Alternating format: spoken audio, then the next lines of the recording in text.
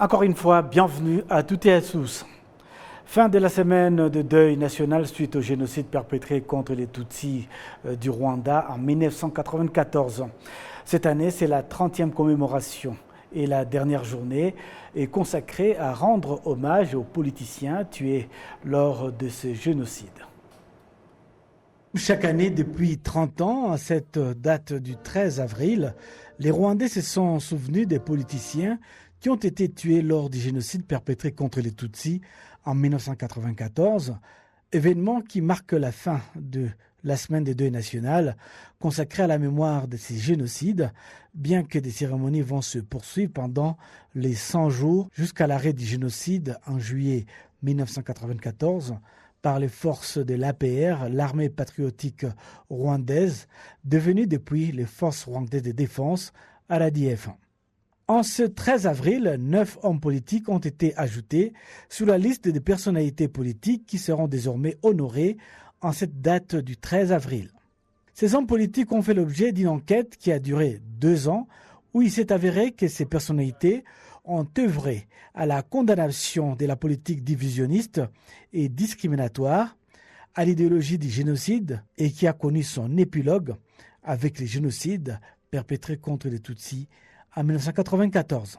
Dans son mot des circonstances, le président du Sénat, Dr François-Xavier Kalinda, a interpellé les hommes politiques à travailler pour l'intérêt de la nation et non pour leurs intérêts personnels. Abanyapolitiki bishwe bazira ibitekerezo byabo bya politiki.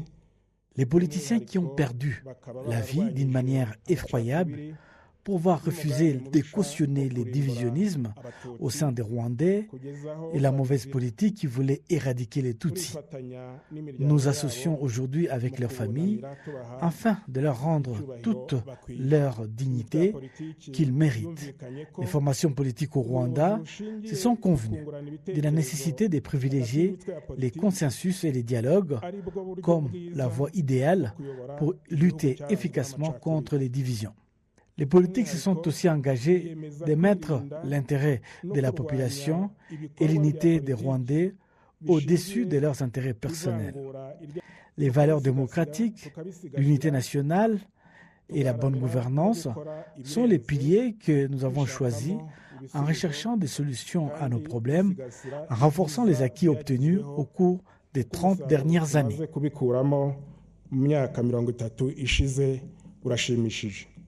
D'autres témoignages en rapport avec le génocide ont été faits par les descendants de ces personnalités politiques, à l'instar des enfants de l'un des politiciens qui s'appelait Boniface Murinzira, qui avait participé notamment au processus des accords d'Arusha. Ils ont expliqué que leur père a toujours privilégié la vérité dans toutes ses actions et qu'il a lutté contre les divisions dans la période difficile précédant le génocide perpétré contre les Tutsis. Le ministre rwandais en charge de l'unité nationale et de l'engagement civique, Dr Bizimana Jean Damascène, a décrit ces hommes politiques comme des modèles dans la lutte contre la discrimination qui a culminé avec le génocide perpétré contre les Tutsis.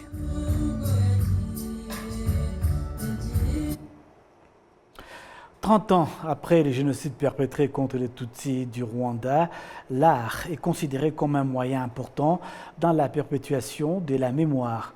C'est le cas d'un jeune, Ngabo King, qui restaure des anciennes photos des familles massacrées lors de ces génocides. Charlène Fouraha est allée à sa rencontre. Suivez son reportage. Des photos, de lettres gravées sur les murs et divers objets des peintures. Il s'agit d'un atelier d'un jeune artiste de 28 ans, Ngabo King. L'atelier consiste à restaurer des vieilles photos de personnes tuées pendant les génocides commis contre les Tutsis. Ces photos sont apportées par des familles des victimes. D'où est venue cette idée et quelle est son importance? King Ngabo explique. Dans notre atelier, nous menons plusieurs initiatives, dont celle intitulée Art for Memories, l'art pour la mémoire, où nous reproduisons les photos endommagées des victimes du génocide commis contre les Tutsis afin de les raviver à travers le dessin électronique. Je ne travaille pas seul dans ce domaine, Mais j'ai eu l'idée de collaborer avec d'autres jeunes artistes issus de l'école d'art de Nyundo. Nous ne nous contentons pas seulement de restaurer les photos, mais nous en apprenons également davantage sur les expériences stratégiques vécues par les survivants du génocide des Tutsis qui nous confient ces photos. Les personnes désireuses de restaurer les photos de leurs amis ou membres de leur famille tués lors du génocide des Tutsis, nous leur envoyons via les réseaux sociaux ou viennent directement dans notre atelier avec les originaux. Nous leur rendons ce service sans leur demander quoi que ce soit. Notre objectif n'est pas lucratif, mais plutôt un moyen de témoigner de notre solidarité avec les survivants et d'en apprendre davantage sur l'histoire de notre pays à travers ces images. Nous visons à restaurer au moins 500 000 photos endommagées. Nous trouverions une grande satisfaction de perpétuer la mémoire de ces victimes auprès de leurs familles et de notre pays. Pour les jeunes artistes, restaurer les images des victimes du génocide n'a pas seulement été une manière de raviver la mémoire de ces défunts au sein de leur famille, mais cela lui a également permis d'approfondir sa compréhension de l'histoire du génocide à travers les témoignages des familles. Il souligne qu'alors qu'autrefois les artistes utilisaient souvent l'art à des fins de propagande, lui et son équipe ont eu l'idée novatrice d'utiliser cet art pour une noble cause. L'art est une arme très puissante. Il peut servir de bonnes causes, en aidant à construire et à créer de la joie et à enseigner, tout comme elle peut être utilisée à des fins néfastes, comme détruire un peuple. Mes amis et moi avions raisonné ainsi. Si avant la division de la société rwandaise, où Kangura était un exemple typique, pourquoi cette nouvelle génération ne pourrait-elle pas l'utiliser pour rectifier les erreurs du passé, reconstruire le pays et œuvrer pour des causes justes? C'est ainsi qu'est m'est venue l'idée de créer le projet. Mon conseil à la génération post-génocide est de bien utiliser nos talents et de lutter contre toute forme d'ignorance en nous informant davantage sur notre histoire, tout en nous soutenant mutuellement, ainsi que les survivants, afin que le génocide ne se produise plus dans notre pays. Nous devons aimer notre pays et travailler dur pour son avenir meilleur.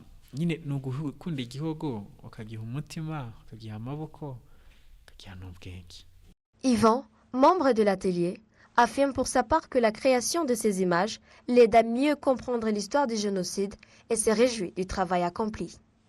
Cette fois-ci, nous avons commencé à dessiner des images des personnes qui ont perdu leur vie perdu leur vie pendant la période du génocide, et ça m'a beaucoup touché. À chaque fois qu'on dessine une image, c'est pas juste l'image, c'est l'histoire de l'image. Quand tu dessines l'image, il y a une histoire particulière qui est derrière cette image qu'on dessine. Alors j'ai beaucoup appris, car chaque image m'apprend plus sur ce qui s'est passé sur la personne. Et j'ai beaucoup appris sur le génocide. Et Ngabo m'a beaucoup appris, c'est un très grand frère. Actuellement, l'atelier Ingabo Museum a restauré plus de 450 images de victimes du génocide contre les Tutsis et reçoit de nombreuses familles à l'intérieur comme à l'extérieur du pays, sollicitant leurs services. Pour ces jeunes, leur aspiration de préserver la mémoire du génocide dépasse largement ces efforts. Un autre projet en cours, Inzira Inzitane, sera lancé le 18 avril dans le but de contribuer à l'éducation de nouvelles générations sur l'histoire tragique du génocide. Et c'est ainsi dans cet atelier empreint de créativité de ces jeunes Rwandais que l'art devient le miroir de la mémoire vivante où passé et présent se rejoignent pour façonner un avenir imprégné de résilience et de souvenirs ineffaçables. Charlène Furaha pour la télévision rwandaise. Présentation au cours de cette semaine de deuil national consécutif au génocide perpétré contre les Tutsis du livre intitulé « Les génocides perpétrés contre les Tutsis du Rwanda » expliqué à ses enfants de l'artiste dramaturge Rurangwa Jean-Marie Vianney. Cette présentation a eu lieu devant les directeurs des écoles du Rwanda, car ce livre, écrit en français, en anglais, mais aussi en Kinyarwanda, a été choisi par le REB, l'Office rwandais en charge de l'éducation de base, afin d'aider les jeunes à mieux comprendre l'histoire du génocide contre les Tutsis du Rwanda, en fournissant aux jeunes une compréhension simplifiée de l'histoire, la rendant plus accessible et plus facile à comprendre.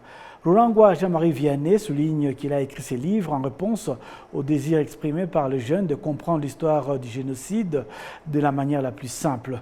Le docteur Nelson Barushimana, directeur général du REB, a donc indiqué de son côté que ces livres constituent un instrument puissant pour préparer et éduquer les jeunes. Selon le ministère de l'Éducation, ce livre sera utilisé dans le lycée au cours de la prochaine année scolaire. Pour mieux comprendre le contenu de ce livre et les motivations de son auteur, je vous invite à suivre l'entretien que j'ai eu avec lui juste après cette présentation du livre. C'était dans le jardin du mémorial de Kigali à Gisozi.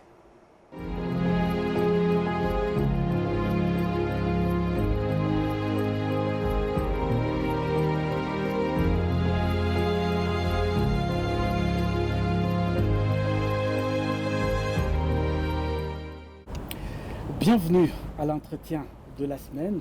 Toute cette semaine, les Rwandais se sont souvenus de millions de Rwandais, principalement des Tutsis qui ont été massacrés. Donc c'était en 1994. 30 ans après, il est important de savoir comment expliquer aux plus jeunes, aux enfants nés après 1994. Pour en parler, nous recevons pour cet entretien de la semaine Rurangwa Jean-Marie Vianney. Il est artiste, il est également écrivain dramaturge et il a écrit beaucoup de livres, notamment ces livres qu'il a écrits à l'intention de la jeunesse rwandaise, les génocides perpétrés contre les Tutsis au Rwanda, expliqués à ses enfants. Bienvenue à vous, Rurangwa Jean-Marie Vianney. Je vous remercie beaucoup. Voilà, donc vous avez écrit ces livres pour la jeunesse rwandaise. Oui. Vous l'avez vous liez dans ce projet. Comment expliquer à ces enfants ce qui s'est passé, l'inexplicable? Parlez-nous un peu des origines de ces livres. Oui, c'était au Café littéraire, donc c'était au Café littéraire de 2019, quand j'avais été invité à la conférence internationale sur le génocide des Tutsis.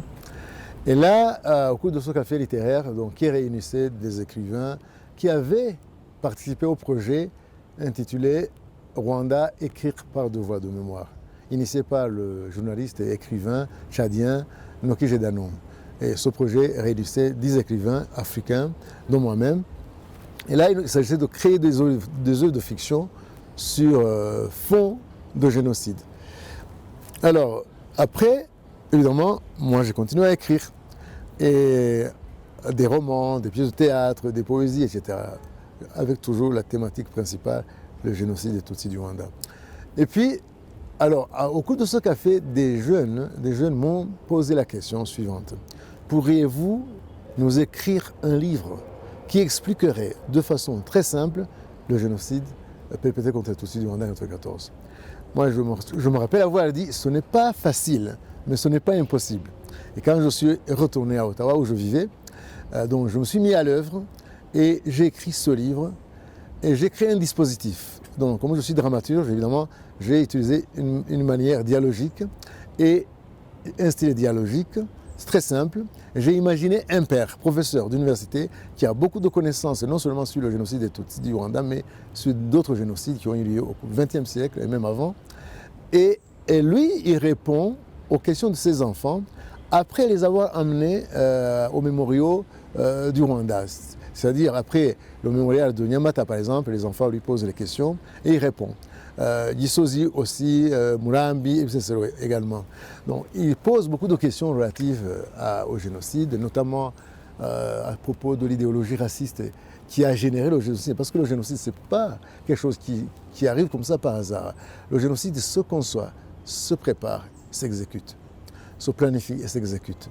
Donc, il y a beaucoup de questions relatives à l'idéologie, au racisme, à la colonisation, au pogrom, voilà, et autant de questions. Et le professeur, le père professeur, il répond aisément parce qu'il connaît, parce qu'il a fait des recherches là-dessus. C'est cette idée de pouvoir écrire ces livres, 30 ans après, les gens qui avaient 30 ans dans les années 94, et qui avait 40 ans. Ce sont des personnes qui entrent dans la retraite, beaucoup aussi disparaissent, nous quittent. C'est une très bonne idée, mais il faut quand même retourner en arrière pour comprendre que les gens qui ont perpétré ces génocides, c'était des jeunes aussi, endoctrinés par des intellectuels. Exactement. Donc il est nécessaire de passer par l'éducation. Exactement, c'est ce que je dis toujours, c'est ce que je disais au cours de la conférence, de la présentation. Donc, comme le génocide est le fruit d'une idéologie et que cette idéologie a été enseignée à tous les niveaux de la socialisation, à l'école, en famille, à l'église, partout, à la radio, il faut que justement on utilise les mêmes moyens pour déconstruire cette idéologie, pour combattre cette idéologie génocidaire. Donc l'éducation notamment, parce que les jeunes ont été les nombreux à participer au génocide, il faut que les jeunes soient nombreux aussi à connaître cette histoire. C'est pourquoi j'ai dédié ce livre à la jeunesse du Rwanda.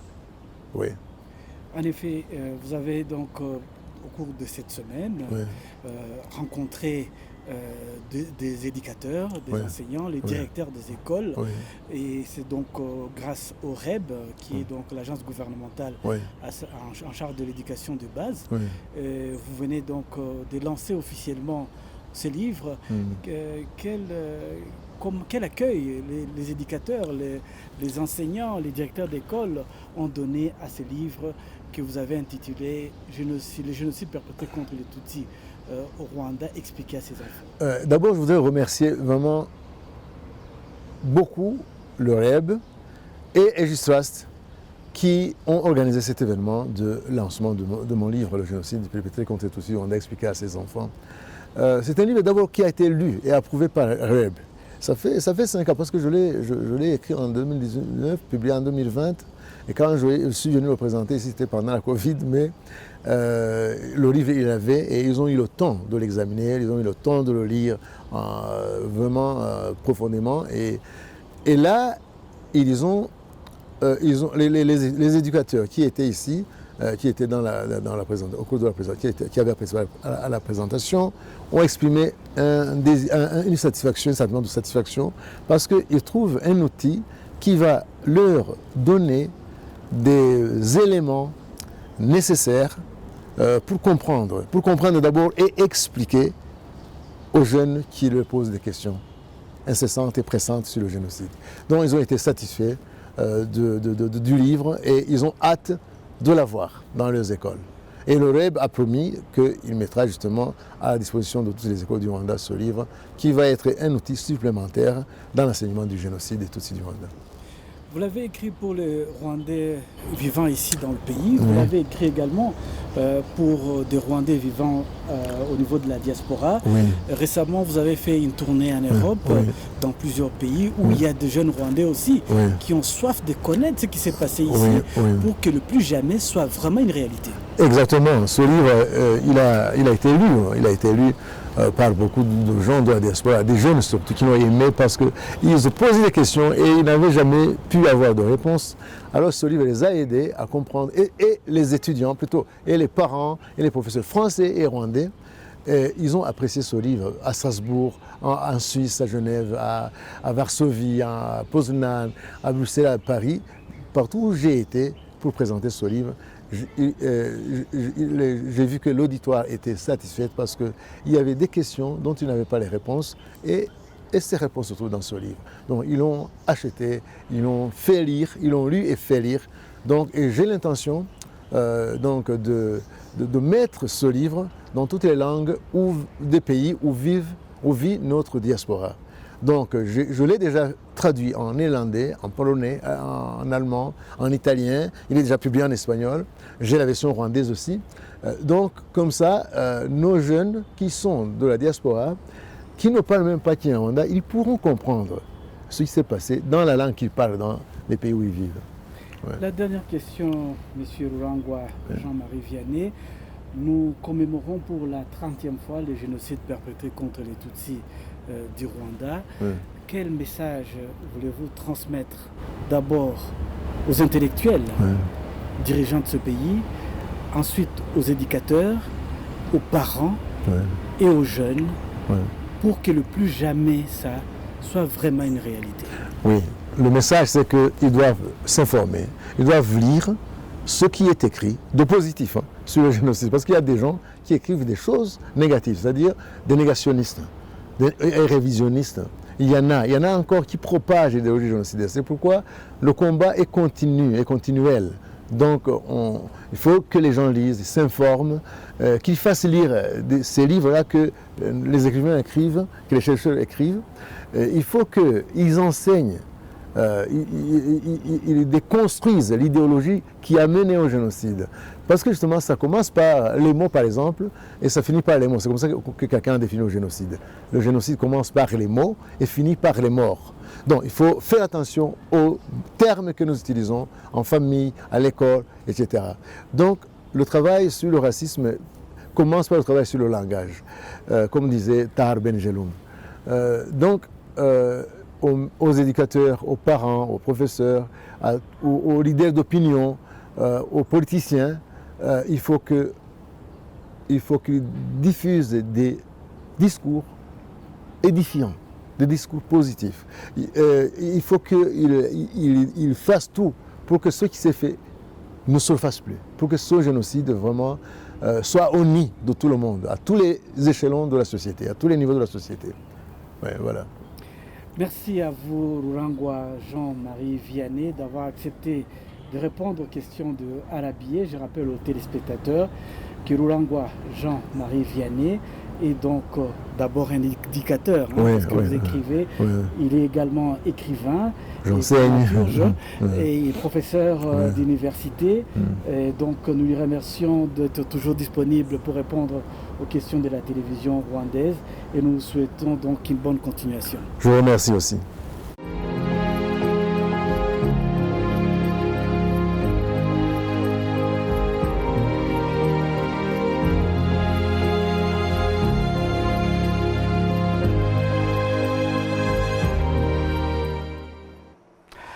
« 30 ans après les génocides, le juriste français Bernard Manguin estime qu'il faut multiplier les efforts dans la lutte contre les négationnismes du génocide perpétré contre les Tutsis.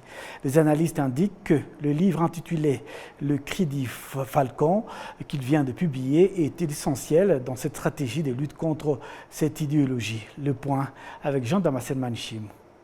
Il ne faut jamais renoncer à ce combat. C'est un combat pour les enfants. C'est un combat pour qu'eux vivent mieux que nous, ce qui est la sève de la vie.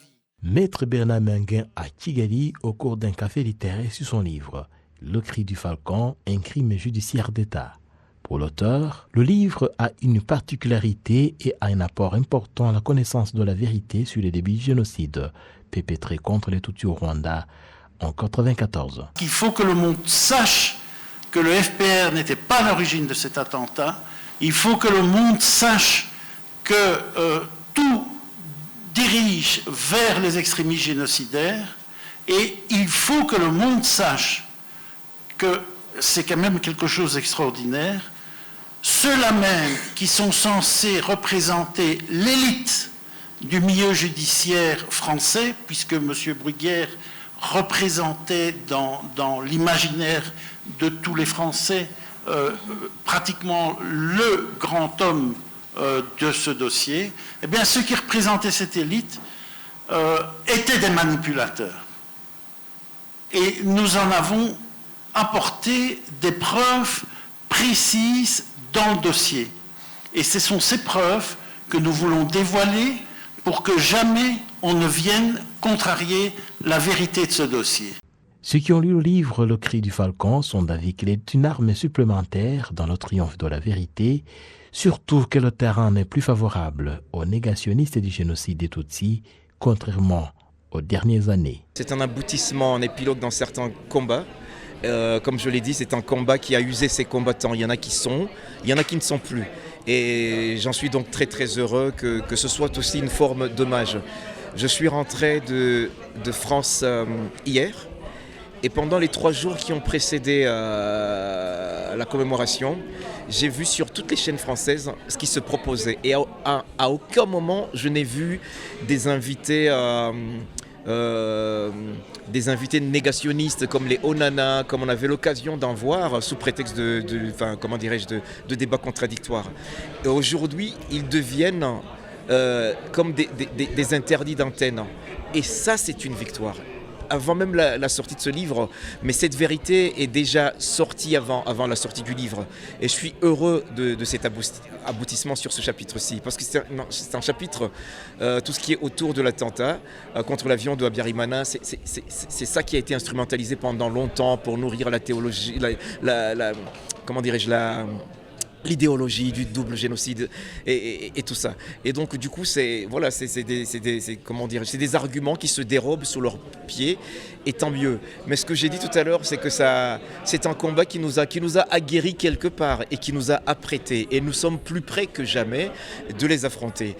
Pour le journaliste et écrivain français Jean-François Dupaquier, les temps du mensonge sont révolus, et des œuvres comme Le Cri du Falcon ferment la bouche aux négationnistes. Il faut que les gens prennent conscience qu'une enquête judiciaire peut être une horrible manipulation, qu'on cherche à tromper les gens, alors qu'ils ont une soif de justice universelle. Dans le monde entier, les gens attendent de la justice qu'elle les protège, qu'elle leur permette de sortir de situations difficiles. Et ce qu'on a vu ici, c'est l'inverse, c'est-à-dire un délitement, un dévoiement, une destruction de la vérité. Ce cri, c'est le cri qui dit « Nous voulons la vérité, nous voulons la justice, nous voulons un avenir ». Parce que derrière tout ça, c'est l'avenir des gens, c'est l'avenir du Rwanda, c'est l'image du Rwanda, c'est l'histoire du Rwanda, dénaturée par un juge raciste. Je crois que c'est ça qu'il faut retenir. L'enquête Bruguière, c'est une enquête raciste de A jusqu'à Z, téléguidée par des racistes, appuyé par des racistes, et qui, en quelque sorte, a concentré tout le racisme de la politique française au Rwanda. Pourquoi est-ce que les Français n'ont pas supprimé les cartes d'identité ethnique alors que ça avait révolté les Français pour les Juifs pendant l'occupation? Mais c'est parce que le racisme les a aveuglés. Et il est temps qu'on s'ouvre les yeux sur ce problème, qu'on s'attaque vraiment à la question du racisme. La sortie et la présentation du livre Le Cri du Falcon s'inscrit dans le cadre des activités de la 30e commémoration du génocide perpétré contre les Tutsis au Rwanda, une période qui s'étend sur 100 jours. Voilà, c'est donc avec cet élément que nous allons boucler cette grande édition du journal en langue française. Au nom de toute l'équipe qui m'a accompagné tout au long de cette édition, je vous souhaite de passer une bonne suite des programmes sur la télévision rwandaise.